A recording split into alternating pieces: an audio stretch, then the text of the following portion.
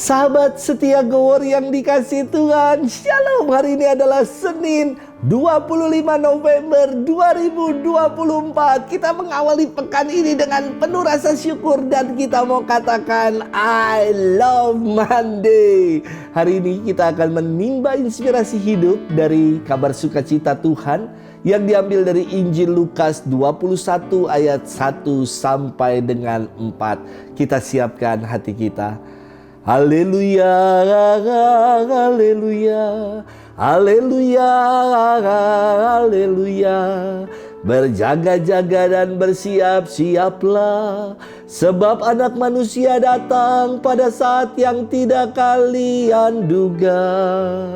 Haleluya, haleluya, haleluya, haleluya. Tuhan bersamamu dan bersama rohmu. Inilah Injil suci menurut Lukas. Dimuliakanlah Tuhan.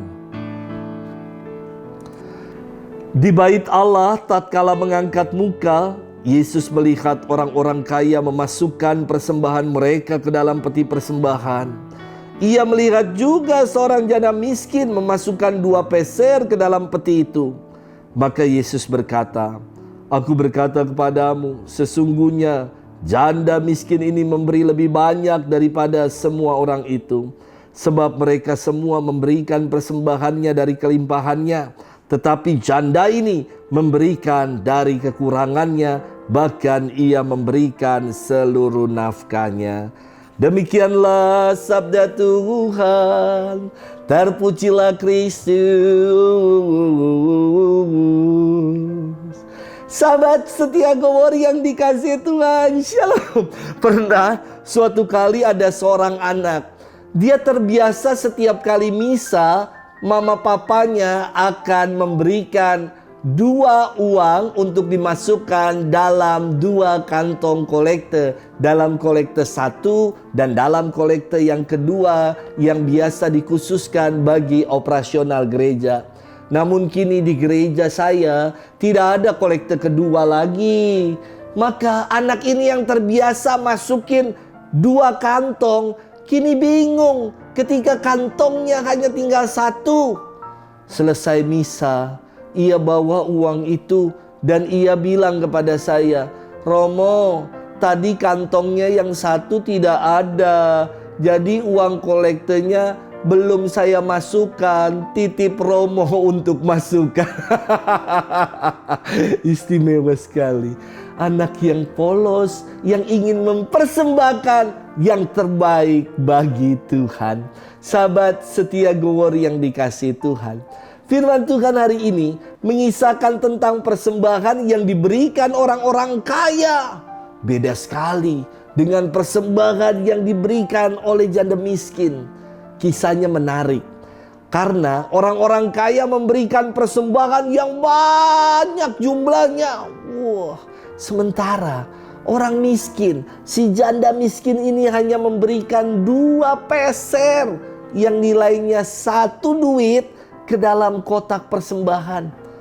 Nilai yang sangat kecil yang jauh berbeda dengan orang-orang kaya yang tadi telah mempersembahkan persembahannya antara bumi dan langit tentu. Namun Yesus justru memuji persembahan janda miskin itu. Ia bersabda, sesungguhnya janda miskin ini memberi lebih banyak daripada semua orang kaya itu. Sebab mereka semua memberikan persembahan dari kelimpahannya. Sementara janda ini memberi dari kekurangannya, bahkan ia memberikan seluruh nafkahnya. Seluruh nafkahnya hari itu dipersembahkan bagi Tuhan. Ingin mengatakan bahwa janda ini sungguh mempercayakan hidupnya pada penyelenggaraan Tuhan semata. Sahabat setia Gowor yang dikasihi Tuhan, dalam kisah ini nampak janda miskin ini memberikan sebuah pemberian yang tidak ternilai. Bukan perkara jumlahnya, bukan. Melainkan karena seluruh dirinya, seluruh nafkahnya hari itu ia mau persembahkan bagi Tuhan seutuhnya. Ia sungguh mau berserah bergantung dan mau mengandalkan Allah saja. Nampak sekali relasi yang begitu dalam antara janda ini dengan Allah yang menjadi pegangan, andalan dan junjungan dalam hidupnya. Beda dengan orang-orang kaya yang memberi dari kelimpahan dan kelebihannya. Mereka memberi dari sisa-sisa nafkah mereka. Dari yang lebih ada kelebihan dari nafkah mereka, itulah yang diberikan bagi Tuhan. Sedangkan si janda miskin, seluruh nafkahnya ia berikan bagi Tuhan. Ia persembahkan bagi Tuhan. Maka saya pernah menyaksikan sebuah kesaksian yang mengatakan, dulu waktu orang berpenghasilan 1 juta rupiah, 0,6 1 juta ketika memberi persembahan 10%, persepuluhan itu kan 10%. Di gereja Katolik nggak ada persepuluhan. Tapi ketika orang punya gaji 1 juta diminta perpuluhan 10%, yakni nolnya berarti 6 coret 1 tinggal 5, berarti 100.000. Ketika orang mempersembahkan 100.000, enteng sekali pasti.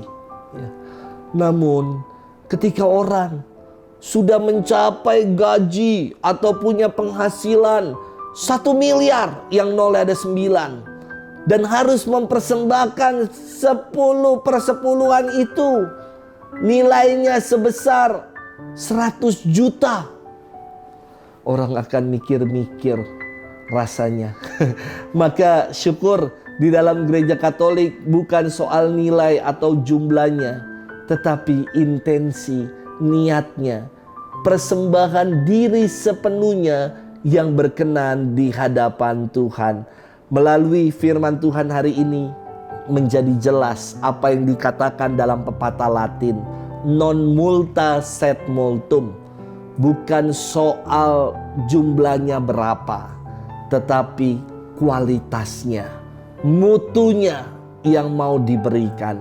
Semoga kita mau mempersembahkan persembahan yang terbaik bagi Tuhan. Selamat bermenung. Tuhan memberkati kita selalu. Dalam nama Bapa dan Putra dan Roh Kudus. Amin.